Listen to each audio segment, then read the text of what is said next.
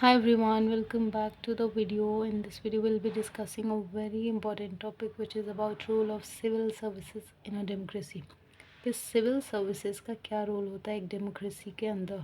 अब democracy India एक democratic country है, so of course we should be having a good understanding of this concept that what role does civil service have to play in a country which is democratic in nature. And obviously our country India itself is a democratic country, so let's understand what is the role of it in our country. So सी हम सबको पता है कि हमारी country के अंदर government के 3 organ माने जाते हैं which is legislature, executive and judiciary. तो लेजिस्लेचर कानून बनाता है, लॉ मेकिंग बॉडी मानी जाती है, एग्जीक्यूटिव लॉ को इम्प्लीमेंट करता है, बना हुआ कानून देश में लागू करवाता है, एंड जुडिशरी अब लॉ बन गया, एग्जीक्यूटिव ने लॉ को इम्प्लीमेंट करवा दिया, और अब जब उसका पालन नहीं होगा, उल्लंघन किया जाएगा, तो काम आता है जुडिशरी का which is to provide justice, न्याय देना. तो आपको सज़ा देने का काम करती है हमारी जुडिशरी. जो गलत होता है उसको सज़ा दे देती है और जो सही होता है उसको न्याय मिल जाता है. So this is what our judiciary have to do. So I hope now it's clear कि लेजिस्लेचर लॉ मेकिंग बॉडी है जो नियम कानून बनाता है, एग्जीक्यूटिव उसको लागू करवाता है देश में कि हाँ इस जगह जगह पे भाई ये नियम कानून आ गया है, ये लागू कर दो और देखो कि पालन हो रहा है कि नहीं. और जब पता चलता है कि नहीं हुआ है तो फिर जुडिशरी अपना जलवा दिखाता है और फिर आपको सज़ा देता है और जस्टिस भी देता है, न्याय भी देता है.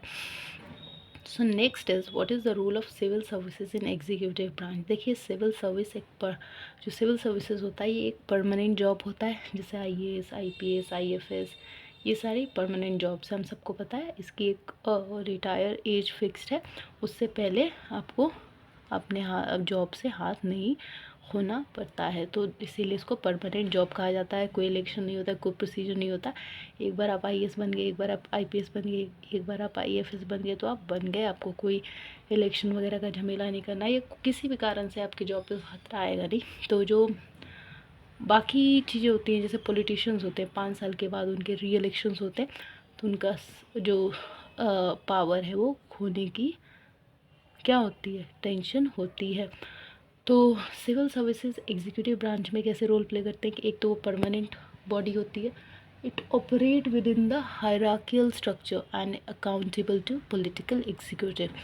ये इसका एक पूरा स्ट्रक्चर है जिसके अंडर ये काम करते हैं civil services. So they are under a control of a higher authority and yes. So constitutional provisions भी हैं इनके लिए, जैसे आर्टिकल 311 हमें कहता है कि कब इन्हें डिसमिस करना है, रिमूव करना है अंडर यूनियन और स्टेट. आर्टिकल 312 बताता है कि when pertain all India services civil operate at central and state level. मतलब ये कुछ आर्टिकल है जो बताते हैं कि कब इन सिविल सर्विसेज को, जैसे मान लीजिए कि अगर आप करप्शन करते हुए पाए जाएंगे या घूस लेते हुए पाए जाएंगे या थ्रेट मतलब धमकाते हुए पाए जाएंगे, तो ऐसा थोड़ी है कि इलेक्शन नहीं हो रहा तो नहीं. कुछ तो कहते हैं ना हर चीज़ 50-50 होती है, तो कुछ ऐसा कारनामा करेंगे तो आपको भी डिसमिस किया जाएगा, रिमूव किया जाएगा अपने ऑफिस से. तो ये सब चीज़ें आर्टिकल में दी हुई हैं which is related to civil services, and the article is article 311 and article 312. इसके अलावा अगर हम बात करें तो what are the role that they play in a country. Basis of government मतलब सरकार का एक बेसिस क्रिएट करते हैं, जैसे civil services form a basis for government to implement laws and policies. अब जैसे IAS होते हैं उनका अलग ब्रांच होता है, IPS का पुलिस फोर्सेस होते हैं उनके कंट्रोल में, IFS फॉरेन सर्विसेज को संभालते हैं, और एक तो फॉरेन सर्विस होता है, एक फॉरेस्ट सर्विस होता है, मतलब हर ब्रांच का अपना अपना ऑफिसर होता है. तो जिस जिस ब्रांच के लिए लॉ एंड पॉलिसीज़ बनाई जाती है वो ऑफिसर्स अपने वो सिविल सर्विसेज अपने अपने एरिया में वो काम करते हैं, which is a plan thing that makes are you can say civil services work in a manner which is planned and also reliable for the country as well. So कहने का साफ साफ मतलब है कि सिविल सर्विसेज एक base का काम करते हैं, किस लिए, जो गवर्नमेंट लॉ या पॉलिसीज़ बना रही है उसको इम्प्लीमेंट लागू करवाने के लिए, और फोर्सेस को स्टेबल करके रखते हैं. इसके अलावा instrument of social change of economic development का भी काम करते हैं. कोई भी इकोनॉमी में डेवलपमेंट आ रहा है, चेंजेस आ रहे हैं, उसका भी ध्यान रखते हैं. सोशल चेंजेस जैसे डिस्क्रिमिनेशन ना हो SC ST के लिए, या फिर रिलीजन के बेस पे ना हो, कास्ट के बेस पे ना हो, है ना।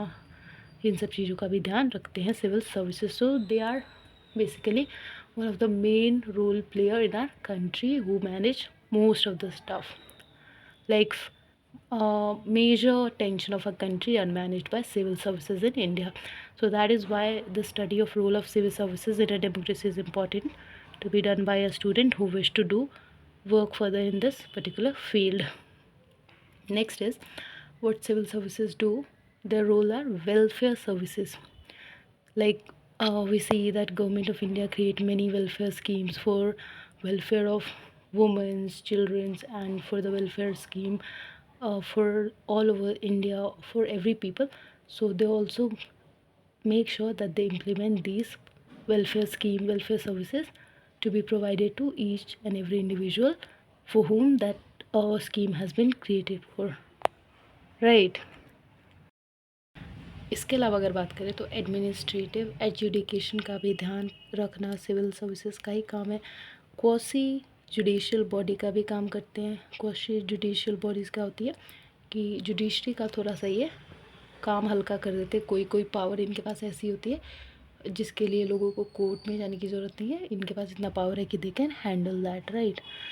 And through mechanism like tribunals between citizen and state, citizen और स्टेट के बीच में एक ट्रिब्यूनल का भी काम करते हैं civil services.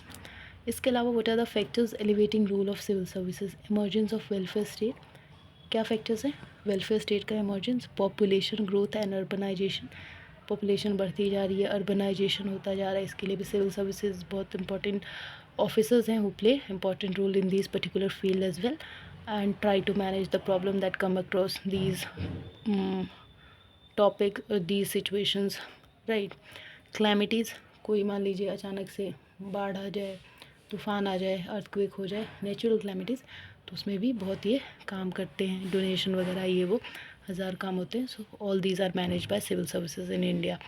Scientific and technological advancement में भी सिविल सर्विसेज का बहुत इंपॉर्टेंट रोल प्ले किया जाता है। इसके अलावा इनके पास कुछ चैलेंजेस भी होते हैं, जैसे और एक चीज़ बहुत लोग कंफ्यूज होते हैं कि जो सिविल सर्विसेज ऑफिसर्स होते हैं आईएएस, आईपीएस, आईएफएस, इन्हीं को ब्यूरोक्रेट्स कहा जाता है। तो प्रॉब्लम कहते हैं ना कि ये आईएएस होते तो है नेता लोगों के नीचे इनको दब के रहना है। तो एक चैलेंज यही आता है इनके लाइफ में कि पॉलिटिशियन वर्सेस ब्यूरोक्रेट्स देखने को मिलता है, क्योंकि जो सिविल सर्विसेज होते हैं ऑफिसर्स होते हैं, जाहिर सी बात है कि they have limited power if we compare it with some chief minister of India और PM of India, so they have to listen to them and their power get less in front of the politician. So yeah, there is a challenge that they face from politician, like if they want to do something for the welfare of society but a politician under whom that officer is posted, if that politician don't feel that the idea that he is having right now is correct, then he can deny the fact and there is no alternative power that is officer is having at that point of time that he can execute that plan. So there he have to leave this topic and have to listen to the politician, which plays as a challenge between a politician and a bureaucrat. So I hope now you have understood the role of civil services in a democracy, that how it plays an important role in a country like India, where democracy persists, or any country where democracy is having. So here we will be of course focusing on our country. So they play a really important role. They help the government make the burden get less by providing their services, and these is these are one of the most important component which we have in specialization. Like every officer have their own specialization in their branch, which helps country to go in a smoother way. And I hope it's clear, and if it is, then thank you and subscribe the channel. Thank you.